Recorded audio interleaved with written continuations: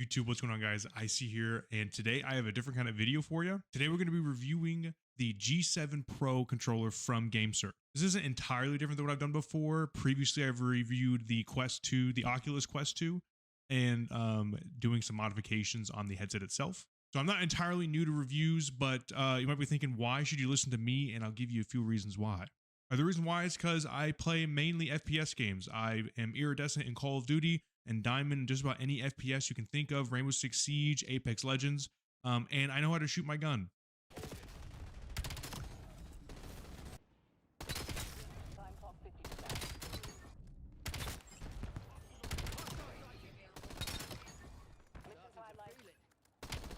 Also, just wanted to mention that I am the target audience for most of these Pro controllers. So this review is going to cater to more of the competitive FPS gamers. But if you are just a casual gamer, I feel like you'll find this video useful as well.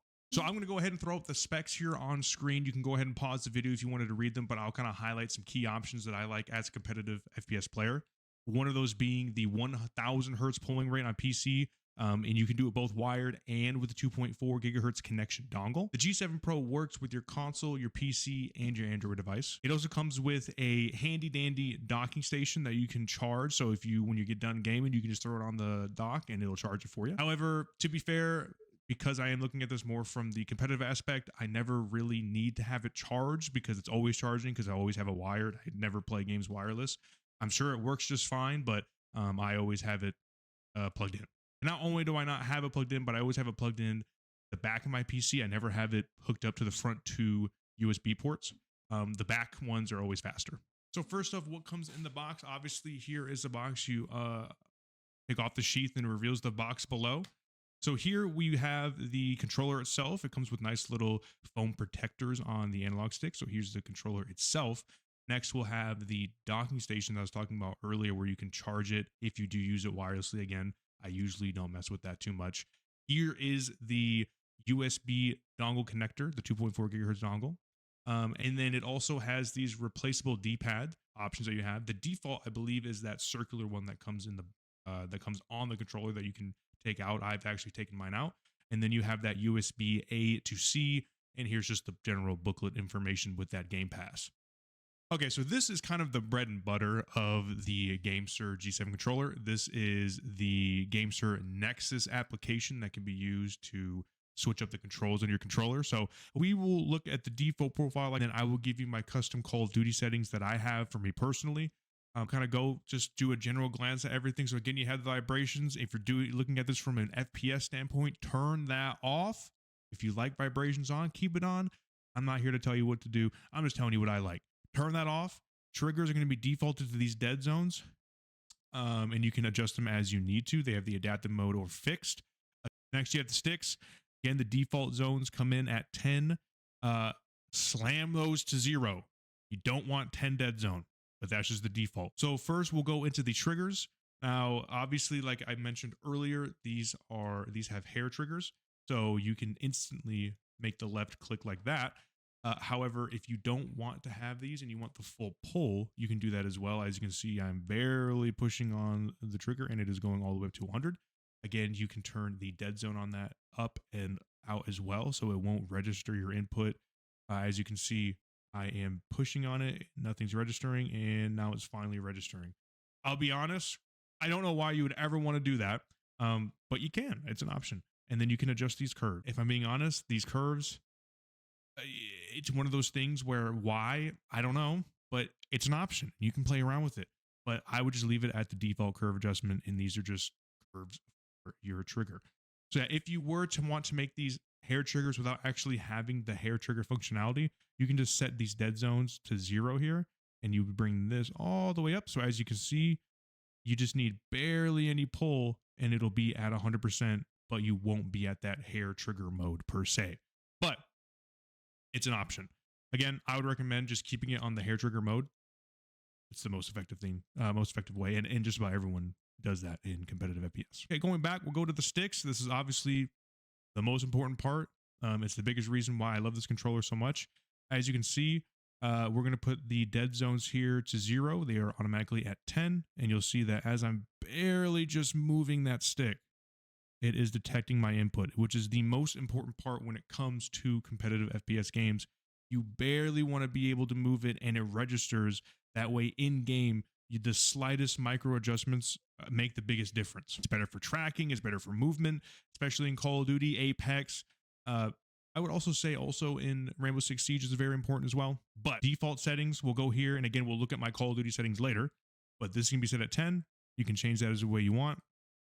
Curve adjustments, if the game doesn't have the exponential curve or the specific curve that you want. For instance, some games don't have a dynamic curve, so you can make a dynamic curve similar to Call of Duty.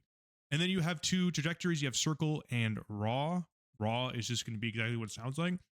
Raw is going to be the raw input that is detecting on your controller. Circular is going to have it more of a circular motion. It's not going to have, when you change to raw, those outer inputs as well. As you can see, when you do raw, it is the full stick. When you do circular, it's going to be more of a complete circle.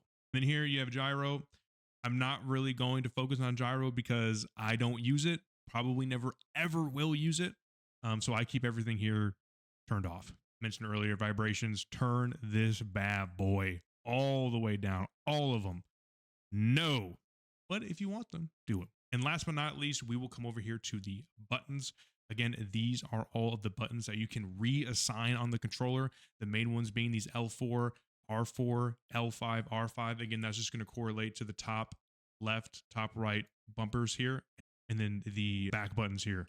So you just click on here. You can map them to anything you would want. If you click on advanced settings, you can actually bind these to your keyboard or your mouse if you would like to do that. It really just depends on the game you're playing. For Call of Duty, we'll just stick to basics though, and we will just bind these to whatever you'd like. And then obviously one of the most important parts is the 1000 hertz polling rate. You want to make sure that that is set to 1000. That's going to enable the computer to be at about a 1 millisecond response rate. Again, some people misinterpret what the difference between polling rate and input latency is. The best way that I could describe it is that polling rate is just going to be how many times your controller refreshes and basically how often it is going to send signals to your computer.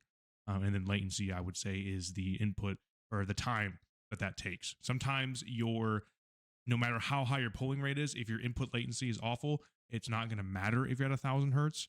To my knowledge, that's how I understand it. So if you have high input latency, and that could be just older hardware or other issues on your motherboard, that's going to cause issues. That is going to basically be it. Here I will show you my COD settings. So I have here, obviously all of my vibrations are turned off. I do have these dead zones here for 0 and 25. Dead zones, obviously I'm going to keep at 0, anti-dead zone 0, dead zone 0, 0, 1000 polling rate, of course. And then motion, we ain't got no motion over here, twin. So we're going to keep that off all the time. And then the buttons here, I have X and Y bind up to the top left so I can reload and YY if I need to.